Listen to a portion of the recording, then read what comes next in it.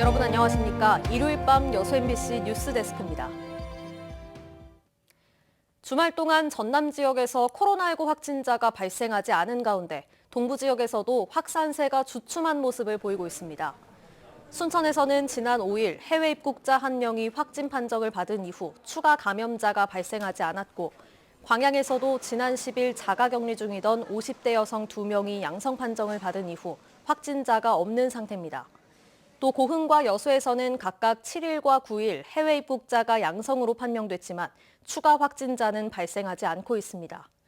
한편 어제 광주 지역의 신규 확진자는 해외 입국자 1명을 포함해 모두 3명으로 나흘 연속 한 자릿수를 기록했습니다. 확진 사례가 이어지고 있는 광주에서는 강도 높은 사회적 거리두기로 지역 경제의 상처와 상인들의 고통이 깊어지고 있습니다. 광주시는 집합금지 업종 중에서 일부를 대상으로 조건 완화를 검토하고 있습니다. 김철원 기자가 보도합니다. 휴일에 금남 지하상가는 오가는 사람이 없어 한산합니다. 그렇지 않아도 불경기에 장사가 안 됐었지만 코로나로 인한 사회적 거리두기가 강화되면서는 그나마 없었던 손님의 발길이 더 뜸해졌습니다. 각 구간별로 그래도 여기가 손님이 최소 한 50명 이상은 있어야 돼요. 이 구간이가 근데 한 2~3명 계시잖아요.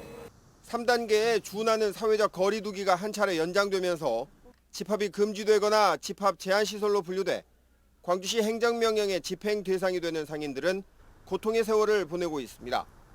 이들은 PC방이나 게임장처럼 확진자가 나오지 않으면 자신들의 업종도 완화해 줄 것을 요구하고 있습니다.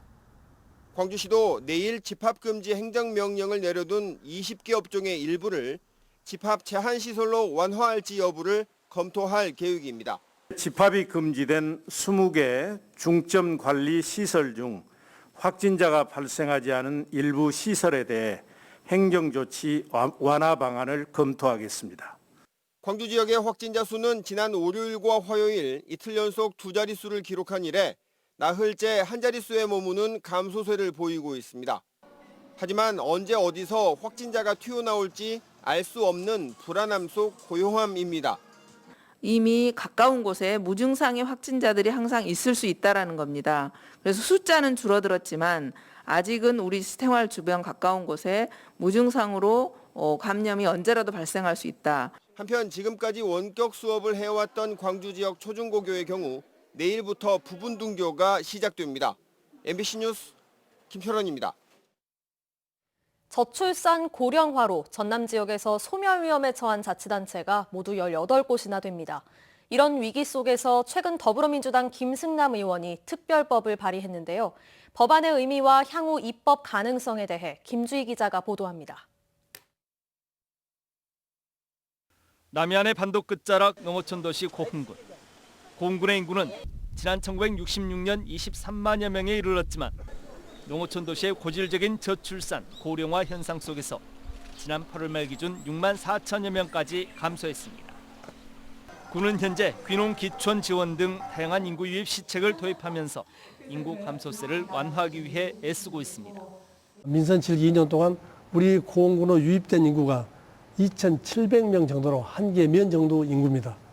2018년보다 인구의 감소 폭이 2019년에 10% 정도 둔화됐기 때문에 인구 감소율이 점점 줄어들고 있다.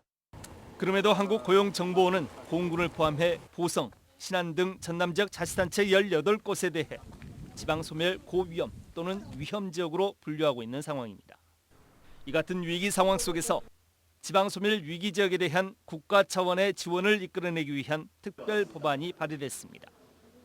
민주당 김승남 의원이 대표 발의한 특별 법안은 대통령 소속 지방소멸방지 중앙위원회 설치와 일자리, 조세 특례 지원, 교육, 문화, 의료시설 지원 등을 주요 내용으로 하고 있습니다.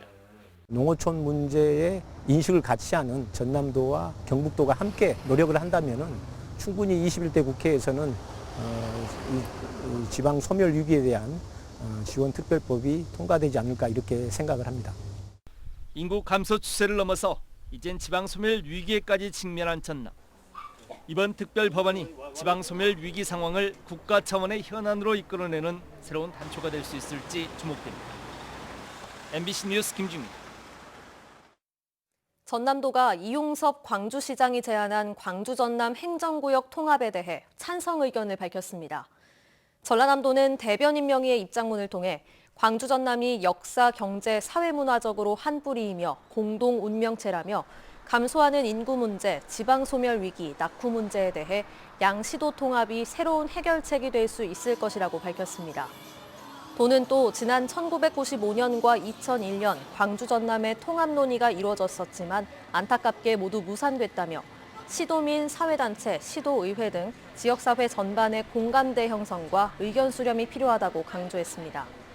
앞서 지난 10일 이용섭 광주시장은 지역의 현안 해결 등을 위해 광주 전남의 행정 통합을 적극 검토해야 할 시점에 와 있다며 시도 통합의 필요성을 밝힌 바 있습니다. 채용을 미끼로 수천만 원을 받은 순천시 공무원이 항소심에서도 집행유예를 선고받았습니다. 광주고법 제1형사부는 특가법상 알선수재 등의 혐의로 기소된 순천시 공무원 A씨에 대해 1심의 판단과 양형이 정당하다며 항소를 기각했습니다. A씨는 자녀들을 순천만 생태문화교육원에 무기계약직으로 취업시켜주겠다며 지난해 지인 2명으로부터 모두 5천만 원을 받은 혐의로 재판에 넘겨졌으며 1심에서 징역 1년 6개월에 집행유예 3년, 추징금 5천만 원을 선고받았습니다. 10호 태풍 하이선으로 인한 전남의 인명피해가 공식 집계에서 누락돼 있는 것으로 드러났습니다. 태풍 하이선이 북상했던 지난 7일 오후 6시쯤 신안군 흑산도에서 60대 주민이 바닷가 갯바위에 나갔다 돌아오지 않는다는 신고가 접수됐습니다. 해경은 파도에 휩쓸린 실종사고로 보고 집중 수색 등을 실시했지만 일주일째 성과는 없는 상태입니다. 한편 전라남도 재난안전대책본부의 태풍 하이선 피해 현황에는 흑산도 실종자가 빠진 채 인명피해가 한 건도 없는 것으로 공개돼 있습니다. 광양 지역 제조업체들이 올해 4분기에도 경기 침체가 이어질 것으로 내다봤습니다. 광양상공회의소에 따르면 올해 4분기 광양 지역 제조업체들의 기업 경기 전망 지수는 46.2였고 응답한 업체의 84%가 올해 실적 역시 목표치에 미달할 것이라고 밝혔습니다. 광양상인은 코로나19 재확산에 따라 고용 충격과 소비 절벽 등의 우려가 커지고 있다며 사회 안전망 확대와 경제 정상화 대책 마련이 시급하다고 설명했습니다. 지난 4월 총선 당시 금품을 받은 유권자들에게 과태료가 부과됐습니다. 전남 선거관리위원회는 지난 1월 모 후보자의 출판기념회에 참석하는 과정에서 30여만 원 상당의 음식과 교통 편의를 제공받은 유권자 15명에게 모두 1,000여만 원의 과태료를 부과했다고 밝혔습니다. 선관위는 선거와 관련해 금품을 제공받는 경우 받은 금액의 10배에서 50배까지 과태료를 부과하고 있다며 각별한 주의를 당부했습니다. 순천시가 순천을 대표할 제1대 글로벌 크리에이터 양성을 위한 교육을 실시합니다. 글로벌 크리에이터는 다양한 미디어 플랫폼에서 자신이 창작한 사진이나 영상 등을 통해 활동하는 창작가로 교육기간은 다음 달 9일부터 11월 27일까지 모두 20회에 걸쳐 실시됩니다. 이번 교육은 만 19세 이상 순천 시민이면 누구나 참여가 가능하며 코로나19 확산 방지를 위해 모든 교육과정은 비대면 온라인 강의로 진행됩니다.